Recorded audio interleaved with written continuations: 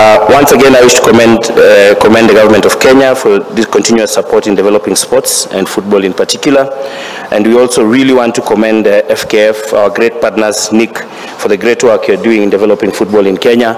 And we want to give both the government of Kenya and FKF our continued commitment to the prosperity of football, not only in the region, but in Kenya as a whole. We have worked very hard to bring in the players who are out there, a few of them that had left this year, and to go to our clubs and to our schools and make sure we have the best team.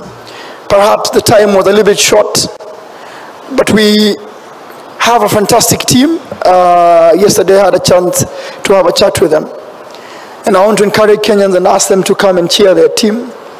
Tutakuwa hapo Kisumu, vijana watakuwa hapo hopefully mpaka finals. Tutaka kushinda hii cup.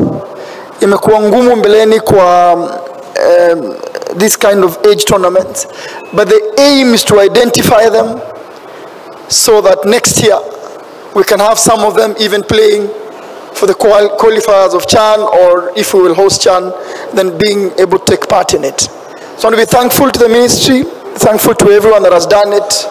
It's tough. We are running this morning, yesterday, the whole week, last week to make sure that it happens.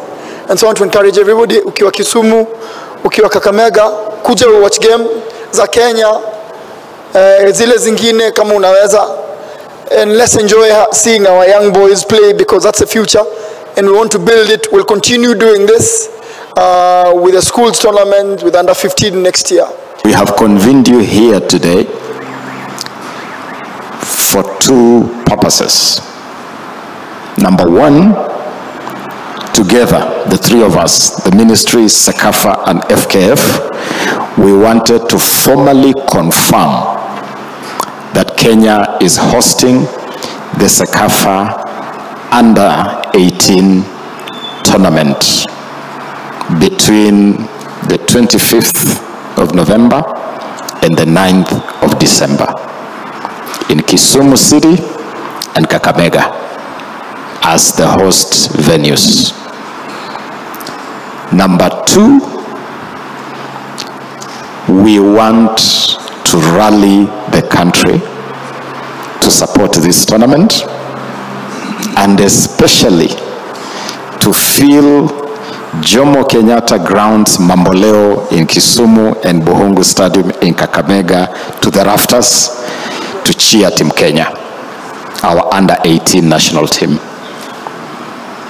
We are delighted as government, as a ministry, to get the opportunity to host this tournament.